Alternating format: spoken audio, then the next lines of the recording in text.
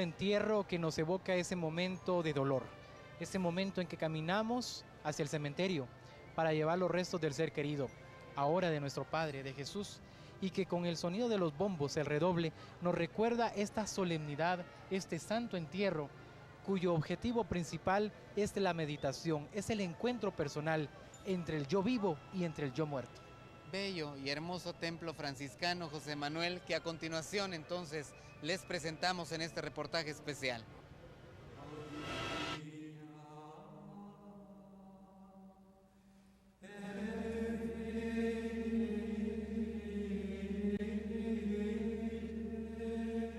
El imponente e histórico templo franciscano se convierte en el relicario neoclásico que guarda las imágenes de pasión que durante siglos han formado parte importante de la fe, la devoción y la tradición del pueblo católico guatemalteco, testigas de numerosas historias, leyendas, pero por sobre todas las cosas del paso cadencioso de un cortejo que se ha rescatado y que hoy se encuentra vigente en el centro histórico de la ciudad de Guatemala. Al quedarse con nosotros, realizaremos este recorrido especial para conocer acerca de su historia y la importancia que han tenido en los cambios económicos, políticos y sociales de un país tan hermoso como el nuestro. Muchos de los que ahora conocemos como monumentos en la actualidad del centro histórico de la ciudad de Guatemala, durante el periodo liberal fueron mutilados, especialmente durante la gestión de Justo Rufino Barrios. Sin embargo, a pesar de estos acontecimientos, hoy el templo franciscano se yergue majestuoso para mostrarnos una pincelada de su importante historia.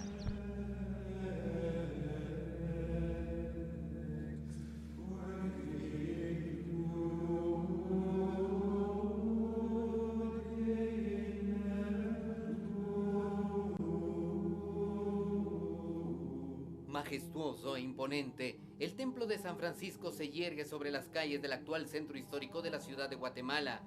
Han sido décadas de historia en la nueva Guatemala de la Asunción. La Orden de San Francisco se traslada precisamente a esta nueva Guatemala en 1777. Para 1781, la Orden reclama un predio a la par de Santa Clara. La construcción del templo entonces inicia en el año de 1800. Esta bella arquitectura está inspirada en el diseño de Santiago Marquí. La fachada es inspirada en la portada de un libro denominado Cuarto de Arquitectura de Andrea Palladio del siglo XVI. Su fachada pertenece al neorrenacimiento.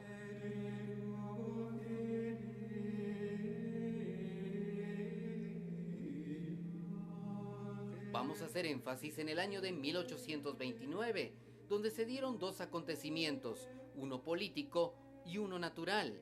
El primero, que fue la expulsión de los franciscanos, y el natural, el terremoto de 1917 a 1918, que provocan severos daños en el templo en toda su infraestructura.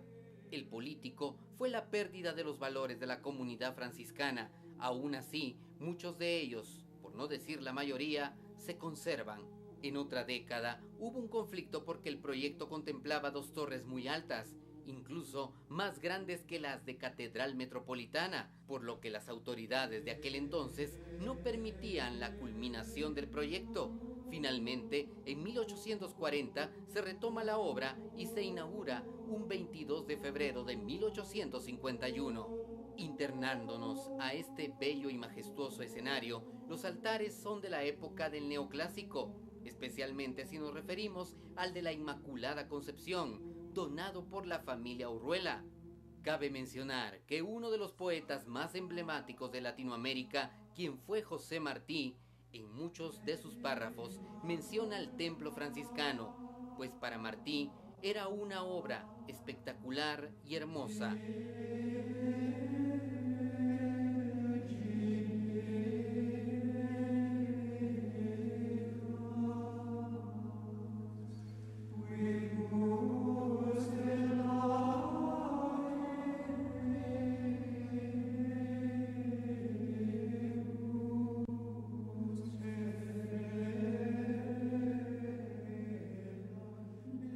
Es importante mencionar la anatomía de las imágenes. ¿Cómo es que escultores en una década determinada Al burirarlas, tenían conocimiento pleno acerca precisamente de la anatomía en relación al tema del movimiento, la musculatura, la expresión facial. Es por eso que hoy nos adentramos acerca de todos estos temas que forman parte importante de lo que ha sido la herencia de las imágenes de pasión en un país como el nuestro. Además, hablaremos con los expertos para ver qué reacción tiene el cuerpo ante un sacrificio determinado y la reacción que podría tener frente a un castigo cruel y violento.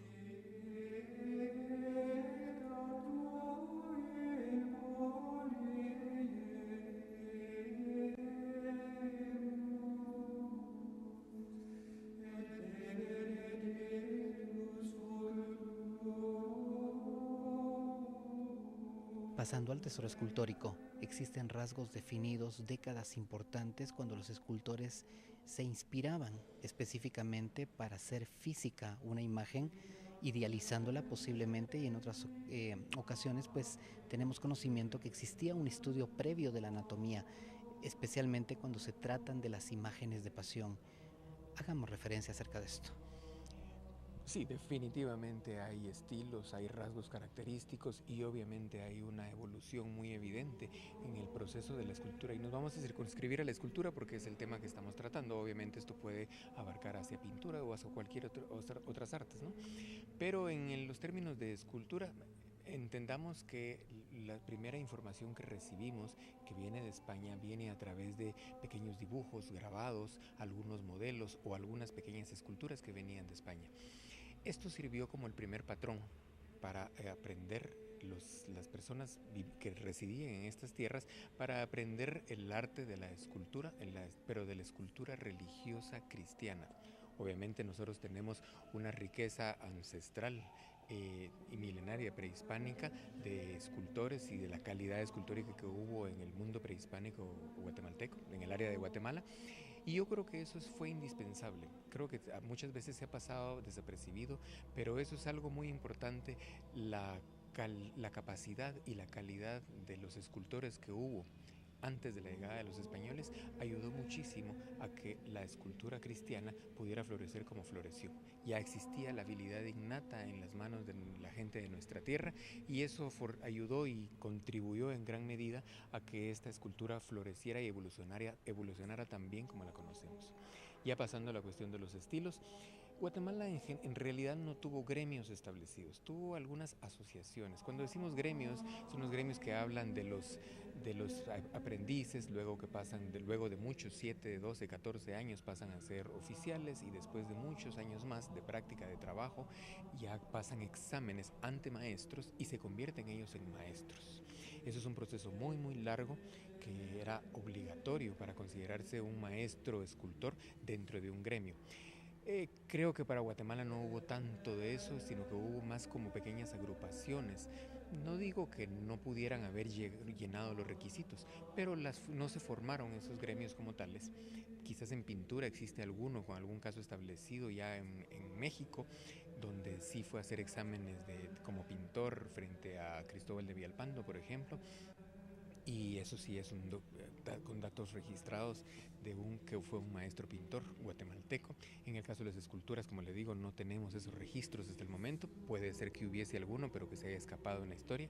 Hay que entender, como paréntesis, que la historia en Guatemala está muy accidentada y tiene muchas lagunas por los traslados de ciudad, por los terremotos, por catástrofes, por vandalismo, etcétera. Una serie de inconvenientes que han hecho que los archivos se pierdan y mucha de la información escrita, que es vital para entender y sobre todo para fundamentar lo que se dice, está desaparecida.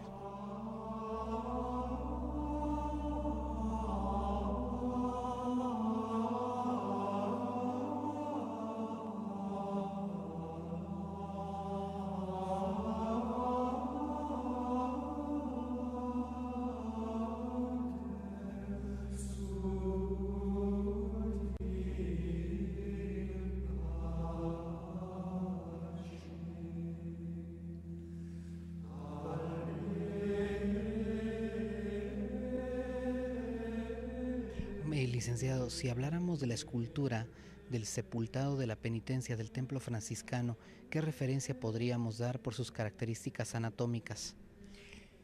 Pues en principio hay que entender a lo que hablábamos de los estilos. Las imágenes tenían un estilo propio de cada época. Y así es como nosotros intentamos reconocerlos o intentamos ubicarlos en cada momento histórico. Lo que sucede es que, desafortunada o afortunadamente, depende cómo se vea, muchas imágenes han sido modificadas o han sido intervenidas. Digo afortunado en el caso de que fueron intervenidas porque estaban deterioradas y fue la forma de rescatarlas. Digo desafortunada porque en muchos casos, no es de juzgar el momento, pero cedía muchas veces a intereses de moda, de gustos, de devociones, y entonces las imágenes eran modificadas para actualizarse o para convertirse en una devoción quizás hasta distinta de lo que originalmente era. Le digo todo esto porque la imagen del sepultado franciscano no necesariamente era originalmente como lo vemos hoy en día.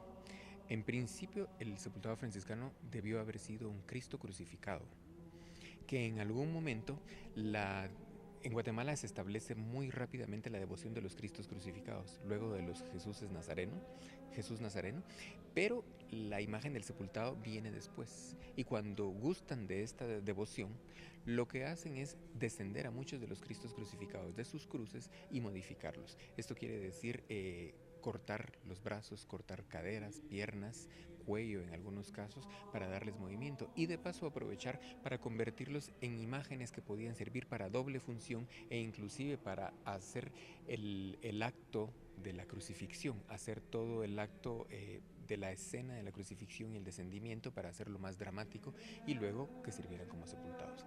En ese momento, ahí es donde entra el sepultado de San Francisco. Posiblemente fue descendido de su cruz y ya abajo de la cruz lo modifican y muy probablemente tenía algunos daños y entonces se aprovecha para remozarlo. Lo restauramos hace algunos años. Creo que hasta donde llegamos a percibir, el rostro mismo de la imagen fue modificado. Le modificaron la talla justamente por lo que le comentaba, que fue actualizado de alguna manera al momento en que fue esa intervención. ¿Implementación también del cuero? Exactamente, esa es la parte de la época de esa implementación. Estamos hablando que esta modificación puede ser más o menos siglo XVIII, no estamos hablando de una modificación reciente, por lo cual no es de juzgar, es solo de entender el proceso evolutivo que han sufrido nuestras imágenes. Entonces esta imagen posiblemente le modificaron el rostro, modificaron algunas partes del cuerpo y posteriormente lo encarnaron completamente. El encarnado que vemos hoy en día no es el original. El encarnado de ahora responde mucho a un encarnado del siglo XVIII, que es mucho más sangriento, con una tonalidad más rojiza en la piel en sí, que difiere a un encarnado que pudo haber tenido originalmente del siglo XVII, que pudo haber sido de una tonalidad mucho más pálida, un tanto amarillenta quizás, que era un poco la paleta de colores que se manejaban para el siglo XVII, para el siglo XVI, XVII, digamos. Ya para el XVIII esa paleta es mucho más colorida, ya maneja mucho más tonalidades, ya maneja más sombras. En el siglo XVI principalmente y luego en el XVII la paleta era un poco más fría, un poco más plana, por decirlo de alguna manera, con una sangre mucho más elaborada de forma un poco más sencilla. No digo con esto que sea menor o de mayor calidad una que otra, porque eso es algo que hay que aclarar, ¿no? Es simplemente que son momentos diferentes y épocas distintas del desarrollo de la escultura. Y hay que entender que para el siglo XVI los escultores están entendiendo la idea de la escultura como tal, de la escultura cristiana, religiosa cristiana, que es muy distinta